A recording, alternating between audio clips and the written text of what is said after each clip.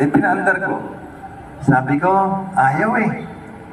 Father, isa pa, taas niyo yung hood, pray over pa. Pray over kami. Pagkatapos na sabi nila, Father, paandarin mo. Pinaandar ko. Sabi ko, ala pa rin eh. Father, isa na lang, isang pray over na lang. Di nakataas ang mga kamay nila. Nagpe-pray over para umandar yung sasakyan. May dumang jeep. Tapos ay huminto.